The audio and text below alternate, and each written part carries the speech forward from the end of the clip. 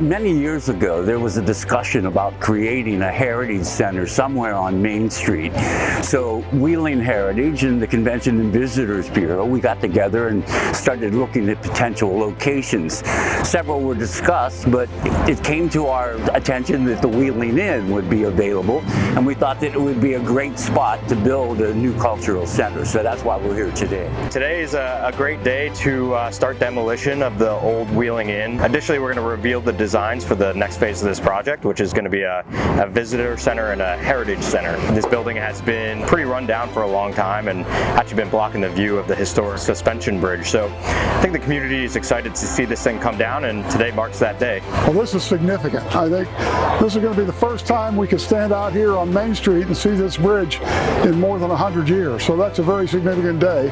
And if you take a look behind us, the other three corners at this four-corner intersection have been renovated in the last 4 or 5 years. And this corner, I think, is a symbol of what's happening downtown and all across the city in the future. You know, historically, I have memories of having dinners in there for homecomings, but you know, I think what we see here is when it's coming down, people sometimes see construction and demolition as something bad, but for me and where we're going with Wheeling and Ohio County, I think this is signs of progress and good things to come. So I think it's going to be a great addition to something beautiful here. We were hired to lead all aspects of the development. This is truly a public project between the Wheeling Convention Visitors Bureau, Wheeling Heritage, the City of Wheeling, Ohio County, and Regional Economic Development Partnership.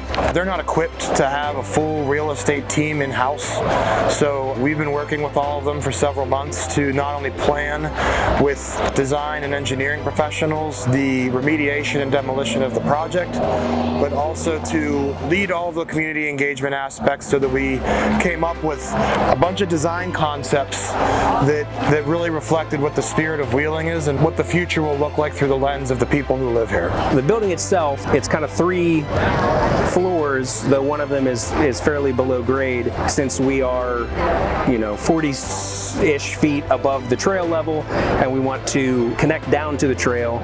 The building itself kind of steps down the hill, both the building and the various plazas around it step down the hill to kind of meet the trail and give views out across the river, and allows the square footage of the building to kind of sink into the hillside so that it doesn't come up and kind of steal prominence from the bridge itself. We launched a digital platform that we call the Digital Community Hub. We received over 4,200 responses on what people would like to have happen on this site after we take the building down. We then gave people the opportunity to upload images and vote on their favorite experiences.